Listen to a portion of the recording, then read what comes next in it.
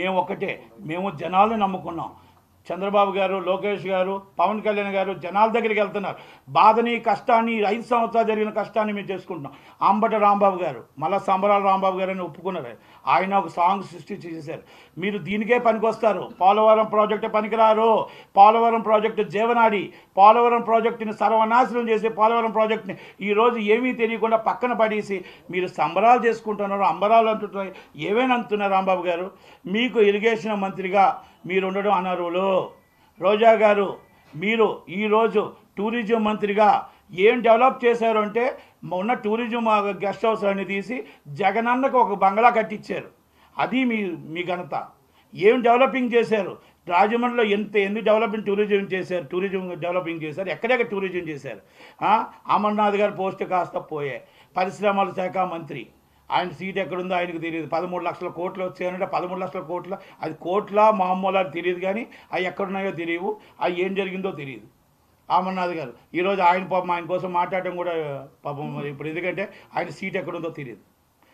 కనుక నేను ఏమంటున్నానంటే, వీళ్ళందరూ ఒక్కొక్కరు ఎవరి సీటు ఎక్కడుందో, ఎవరు ఉన్నా కూడా మినిస్టర్లు ఒక్కరు కూడా గెలరు. ఈరోజు గెలిచే పరిస్థితుల్లో లేరు, వాళ్ళకి తెలుసు. ఎంపీలు కూడా రాజీనామా చేసి ఎందుకు బయటకు వచ్చారు? ఇక్కడ మనకు లేదు, ఇక్కడ మనం ఉంటే మనం పరువులు పోతాయి, మన విలువలు పోతాయి.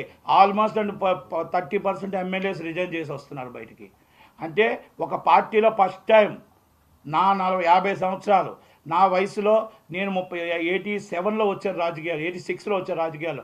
అప్పటి నుంచి ఇంతమంది రాజీనామా చేసిన పార్టీ నేనేది చూడలే, ఈ ఒక్క పార్టీ చూసా. అంటే ఈ రాజకీయంగా ఆటోమేటిక్గా మనం ఈరోజే చెప్పొచ్చు, రేపు 24 రిజల్ట్ ఇప్పుడు చెప్పొచ్చు. వైసీపీ అనేది అయిపోయింది, భూస్థాపితం అయిపోయింది. ఎందుకంటే రాజీనామా చేసి అందరూ ఎందుకు వస్తున్నారో అది అర్థమైపోయింది. ఇది మనం మాట్లాడాల్సిన అవసరం లేదు, వాళ్ళ ఎమ్మెల్యేలు మాట్లాడుతున్నారు, వాళ్ళ ఎంపీలే మాట్లాడుతున్నారు, మనం చెప్పాల్సిన అవసరం లే. కనుక చంద్రబాబు నాయుడు గారు, పవన్ కళ్యాణ్ గారికి దగ్గరుండి ఒక్కసారి ఆలోచించి మీ విలువైన ఓటుని బూత్ దాకా తీసుకెళ్లవలసిన కార్యకర్తల బాధ్యత ఉంది. అలాగే జనసేన కార్యకర్తలు, టీడీపీ కార్యకర్తలు చిన్న అభిప్రాయ భేదాలు ఉండొచ్చు, ఏవైనా ఉండొచ్చు, కానీ ఈ పాలనని మనం సాగనంపాలంటే ప్రతి ఒక్కరు ఎవరవనండి, జనసేన క్యాండిడేట్ అవ్వచ్చు, టీడీపీ క్యాండిడేట్ అవ్వచ్చు, దగ్గరుండి కలుసుకొని అందరూ సమయవర్తంతో ఓటేసి గెలిపించి వాళ్ళు నిలబెట్టాలి తప్ప మీ కక్షలు కాందర్యాలతో మాకు ఆ సీట్ వద్దు, ఆ సీట్లో మా క్యాండిడేట్ లేడు, ఈ సీట్లో మా క్యాండిడేట్ లేడు అనేది ఎక్కడ చేసినా కూడా ఓట్ ఈజ్ వాల్యుబుల్. ఒక్క ఓటు కూడా చాలా వాల్యూ ఉంది.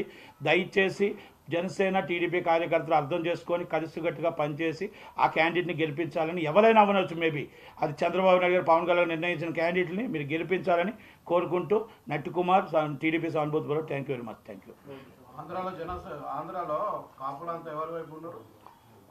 ఆంధ్రంతా కాపులంతా జనసేన చంద్రబాబు వైపు ఉన్నారు, జనసేన చంద్రబాబు వైపు ఉన్నారు. ముద్రగడ్డ పద్మనాభం జనసేనలో ఉన్నా, ఆయన లేకపోతే ఇంకో పార్టీలో ఉన్న ఆ ముద్రగడ్డ పద్మనాభం గారిది ఒకటండి. ఇప్పుడు నేను ఒక మాట అండి, నేను కాపు, మా ఇంట్లో కుటుంబంలో 6 ఉంటాం. నేను ఉండొచ్చు ఇంకొక సైడు, ఒక్కొక్కరిది ఒక్కొక్క డిఫరెంట్ ఉంటుంది. అంతేగాని ఒక్కలే ఒక పార్టీకి ఉంటారని ఎప్పుడు అనుకోదు. ఏ కులాలు ఉండవండి, ఏ మతాలు ఉండవు. ఎందుకంటే డిఫరెంట్ ఒపీనియన్స్ ఉంటాయి, అవన్నీ ఉంటాయి తప్ప. ఇప్పుడు కాపులు బీసీలో చేరుస్తున్న అందరూ చెప్పారు, ఓసీలను బీసీలో చేస్తా 89 నుంచి వింటున్నా, ఇప్పుడు వచ్చి అవలే.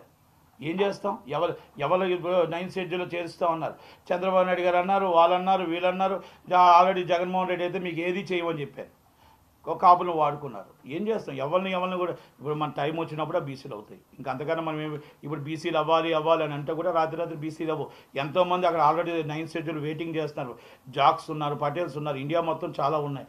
అన్ని కులాలు మనకి పెట్టాలంటే రిజర్వేషన్స్ కొంచెం కావు, కొన్ని అవ్వలేని పరిస్థితులు, అన్నీ మనకు కొన్ని తెలిసిన పరిస్థితులు ఉన్నాయి. కాబట్టి ఎస్వి వర్గీకరణ ఎప్పటి నుంచి అవ్వలేదు, ఇప్పుడు కమిటీ వేశారు. ఆ సమయం, అలాంటి సమయం మాకు కూడా వస్తుందేమో, వెయిట్ చేద్దాం. ఆ వెయిట్ చేసిన దాకా నిలబడదాం. మా నాయకులు నిలబడ్డారా నిలబడలేదా అది రంగా గారితోనే పోయింది. వంగవీటి మోహన్ రంగా గారు ఎప్పుడైతే చనిపోయారో ఆ రోజే కాపులకి బీసీలో చేర్చడం అనేది మర్చిపోయాం. ముద్రగడ్డ పద్మనాభంతో వస్తుంది అనుకున్నాం, కానీ ఆయన కొంచెం ఆయన్ని నేను ఏం మాట్లాడు, ఎందుకంటే ఆయన కాపు నాయకుడు, దాన్ని మేము అవునన్నా కాదన్నా ఒప్పుకోవాల్సిన తప్పదు. అందుకే ఆయన నాయకత్వంలో మేము పనిచేసాం కూడా. కనుక బీసీలకు వచ్చిన దాకా వెయిటింగ్ చేయాలి. అందరూ కాపులు అందరూ ఉన్నాం. ఎవరో సపోర్ట్ చేయాలంటే ఎవరి ఇష్టం వాళ్ళకి సపోర్ట్ చేస్తారు. ఎవరికి నాయకత్వం న్యాయం జరుగుతుందనేది సపోర్ట్ చేయాలి. కాపోడు సీఎంగా ఉండాలనేది కళ, అది ఇప్పుడు కాకపోతే ఇంకెప్పటికైనా అవుతుంది అనేది నమ్మకం ఉంది. కాపులు సీఎంగా రావాలనేది మాకు కలే, మాకేది ఎందుకు లేదు, ఉంది. కాకపోతే అది ఎప్పటికైనా వస్తుంది.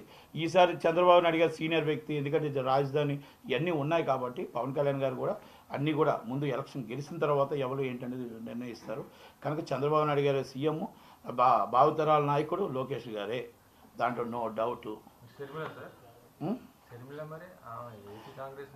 షర్మిల గారి పార్టీ జాతీయ పార్టీ, కాంగ్రెస్ పార్టీ.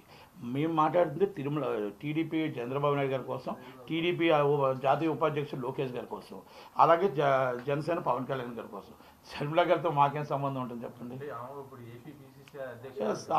ఆమె ఓట్ల శాతం ఆమె ఒక్కటి వినండి, మొత్తం కాంగ్రెస్ ఓట్ బ్యాంక్ అంతా వైసీపీకి వెళ్ళింది. వైసీపీకి వెళ్ళిన ఓట్ బ్యాంక్ అంతా వైసీపీ గవర్నమెంట్ ఫామ్ చేసింది.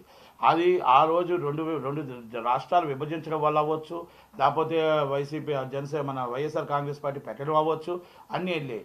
ఇప్పుడు మళ్ళా పూర్వవైభవం రావడానికి రాహుల్ గాంధీ గారు ఏదో ప్రయత్నం చేస్తున్నారు. దాంట్లోనే రాజశేఖర్ గారి బిడ్డలు ఇద్దరు, ఒకటి రాజన్న బిడ్డలు ఇద్దరు, ఒకటి జగన్మోహన్ రెడ్డి గారు ఒక పార్టీలో ఉంటే ఆమె వచ్చి సేమ్ కాంగ్రెస్ పార్టీలో ఉండి మళ్ళీ లాగుతుంది. కనుక కంపల్సరీ కొన్ని సీట్లు రావడానికి అవకాశాలు ఉన్నాయి. ఓట్ల శాతం వైసీపీ నుంచి మొత్తం టోటల్గా మ్యాక్సిమం ఓట్ల శాతం కూడా రావడానికి అవకాశాలు ఉన్నాయి.